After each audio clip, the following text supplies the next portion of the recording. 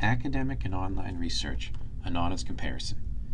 In this presentation, we're going to be examining the strengths and weaknesses of both the internet and academic resources to see when you should be using each one in the research process. Why should you use both? After all, you're probably already very comfortable using Google or another search engine.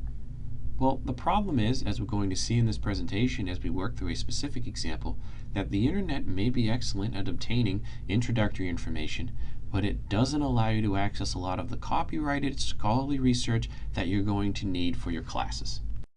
What we're going to do is walk through an example that highlights the strengths and weaknesses of both the internet and academic sources. Suppose you're taking a philosophy of the mind course and you're tasked with writing a 10 to 15 page research paper on a topic called qualia. You have no idea what this means. You've never heard the term before, and the assignment sheet isn't much help. It mentions a knowledge argument, but again, you've never heard of that. So what you're going to do is go to the internet, in this case Google, to gain familiarity with the subject. We want to avoid the all too familiar consequence of staring at a million unorganized results in an academic database, so we start with Google, where we type in our search term. We see an article for qualia in Wikipedia, and we go to it. Note that the research does not stop here. Yes, we're going to use this Wikipedia article to gain a passing familiarity with the topic so that we can be conversant in it, but we have to take it a step further. After we read a little bit about qualia and we learn what it's about, we realize that we should be reading certain academic articles. For example, we note here that a paper called What Is It Like to Be a Bat by Thomas Nagel is often cited in debates over qualia. From our research, we conclude that it's important. But we can see a limitation of the internet. We're not able to access the article. We click this link, but it doesn't take us to the actual article. It takes us to a brief Wikipedia entry that describes what the article was about. There is a PDF link down here, but it's not by Thomas Nagel, it's by someone called PMS Hacker. Certainly not what we wanted. In order to access the actual academic article, we now have to go to an academic database. We're now going to retrieve the full text article by Thomas Nagel. We're first going to go to the library website, live.umassd.edu, and we're going to click Search Subject Area Databases directly. This is going to take us to a page which lists all of the databases that the library subscribes to. The database we're interested in is called the Philosopher's Index. It indexes, you guessed it, articles of philosophy. You are presented with a screen that is probably familiar to you. It is the EBSCOhost aggregator, which means it collects a bunch of databases, including the Philosopher's Index. So let's get right into it. We type in the title of the article that we found on Wikipedia, What It's Like to Be a Bat. But surprisingly, we don't find the article. Instead, we have two results, neither of which are by Thomas Nagel. What happened?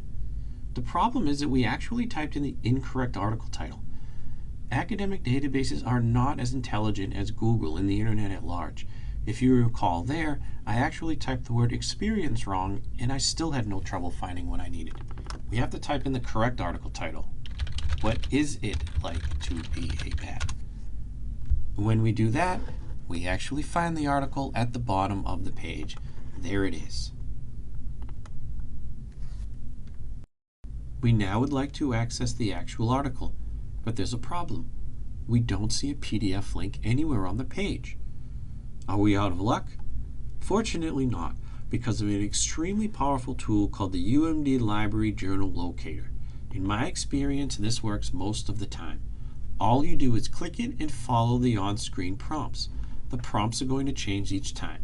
In this case, we're going to click Full Text Online, JSTOR Arts and Sciences 1. Remember, just click the buttons in front of you and you'll be able to access the articles that you need. Here it is. We see a scanned PDF for us. We can manipulate it in any way that we could if it were originally included on EBSCOhost. We can view a citation, save the citation, and we can eventually view this in Adobe Reader separately. We have the article. Let's recap what we did in this presentation. We had a topic called qualia that we certainly didn't know much about, so we started on the internet to learn about it. Because of the internet's extremely capable searching algorithms, we are able to find encyclopedic brief information on it. Unfortunately, we couldn't access the actual academic work, so we had to go to the academic databases to retrieve the article by Thomas Nagel. There we had to use a targeted search because its algorithms are not quite as intelligent as what we're going to find on Google. Hopefully in this presentation you were able to see the strengths and weaknesses of both the internet and academic databases. These general searching principles apply across the board. They don't just work on databases you're going to find in EBSCO hosts. They should work in JSTOR or whatever else you find on the library page. Thank you for watching and have a nice day.